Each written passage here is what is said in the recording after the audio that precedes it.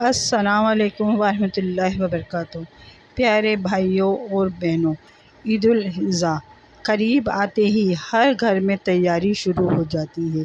کوئی جانور خرید رہا ہے، کوئی پیسے جمع کر رہا ہے، کوئی بہترین قربانی کی تلاش میں ہے۔ لیکن ایک سوال بہت کم لوگ خود سے پوچھتے ہیں، کیا میری قربانی اللہ کے یہاں قبول بھی ہوگی؟ کیونکہ یاد رکھیں، اللہ تعالیٰ کو نہ گوشت پوچھتا ہے نہ خون، بلکہ اللہ تک پوچھتا ہے آپ کا تقویٰ۔ قرآن پاک میں اللہ تعالیٰ فرماتا ہے، اللہ تک نہ ان کا گوشت پوچھتا ہے نہ خون، بلکہ تمہارا تقویٰ پوچھتا ہے۔ آج کی اس ویڈیو میں ہم جانیں گے قربانی کی اصل حقیقت، حضرت ابراہیم علیہ السلام کا عظیم امتحان، قربانی قبول ہونے کی 5 نشانیاں، وہ خطرناک غلطیاں جو قربانی برباد کر دیتی ہیں، اور آخر میں ایک ایسی دعا جو آپ کے دل کو ہلا دے گی۔ لہٰذا ویڈیو آخر تک ضرور دیکھیے گا۔ قربانی کی اصل حقیقت۔ آج بہت سے لوگ قربانی کو صرف رسم سمجھتے ہیں، بڑا جانور، زیادہ گوشت، لوگوں کو دکھانا، لیکن اسلام میں قربانی صرف جانور ذبح کرنے کا نام نہیں، یہ اپنے نفس کو اللہ کے سامنے جھکانے کا نام ہے، یہ اپنی خواہشات قربان کرنے کا نام ہے، یہ اللہ سے محبت ثابت کرنے کا نام ہے۔ سوچیں، اگر اللہ آپ سے آپ کی سب سے پسندیدہ چیز مانگ لے تو کیا آپ دے دیں گے؟ حضرت ابراہیم علیہ السلام نے دے کر دکھایا، اپنے بیٹے تک کو اللہ کے حکم پر قربان کرنے کو تیار ہو گئے۔ یہی اصل قربانی ہے۔ حضرت ابراہیم علیہ السلام اور حضرت اسماعیل علیہ السلام کا ایمان افروز واقعہ۔ حضرت ابراہیم علیہ السلام عمر بھر اولاد کے لیے دعا کرتے رہے۔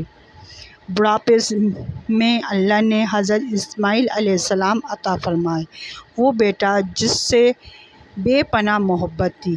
پھر ایک رات خواب آیا کہ اپنے بیٹے کو اللہ کی راہ میں قربان کر دیں۔ سوچیں، ایک باپ کے دل پر کیا گزری ہوگی، لیکن حضرت ابراہیم علیہ السلام نے اللہ کے حکم کے آگے سر جھکا دیا۔ جب حضرت اسماعیل علیہ السلام کو بتایا تو انہوں نے کیا کہا؟ ابا جان، آپ کو جو حکم ملا ہے وہ کر گزرے، انشاءاللہ آپ مجھے صبر کرنے والوں میں پائیں گے۔ یہ تھا ایمان، یہ تھی اللہ سے محبت۔ پھر جب چھری چلانے لگے، اللہ نے آواز دی، اے ابراہیم علیہ السلام، تم نے خواب سچا کر دکھایا، اور اللہ نے جنت سے دمبا بھیج دیا۔ اس یاد میں آج پوری امت قربانی کرتی ہے۔ قربانی قبول ہونے کی 5 نشانیاں۔ نمبر 1، دل میں عجیب سکون پیدا ہوتا۔ اگر قربانی کے بعد دل نرم ہو جائے، نماز میں سکون آنے لگے، دل اللہ کی طرف مائل ہونے لگے تو یہ ایک اچھی علامت ہے۔ نمبر 2، گناہوں سے نفرت ہونے لگنا۔ قبول قربانی انسان کو بدل دیتی ہے۔ جھوٹ، غیبت، حرام، بد نظری، ان سب سے دل دور ہونے لگتا ہے۔ اور نمبر 3 پر ہے رزق میں برکت آنا۔ بعض اوقات قربانی کے بعد گھر کے حالات بہتر ہوتے ہیں، سکون بڑھتا ہے، رزق آسان ہونے لگتا ہے، یہ بھی اللہ کی رحمت کی نشانی ہو سکتی ہے۔ اور نمبر 4 پر ہے عبادت کا شوق بڑھ جانا۔ نماز، تلاوت، درود شریف، اگر ان چیزوں کی طرف دل کھنچنے لگے تو یہ بہت بڑی نعمت ہے۔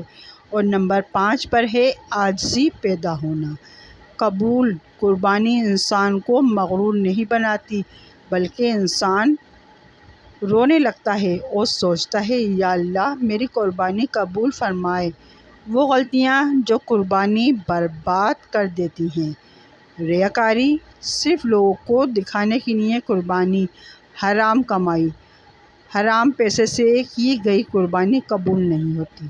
تکبر، میری قربانی سب سے بڑی ہے، یہ سوچ خطرناک ہے۔ غریبوں کا حق نہ دینا، قربانی کے گوشت میں غریبوں کا بھی حق ہے۔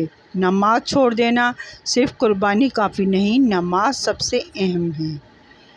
میرے بھائیوں اور بہنوں، پتہ نہیں اگلی عید ہم دیکھیں یا نہ دیکھیں، پتہ نہیں اگلے سال ہم زندہ ہوں یا نہ ہوں۔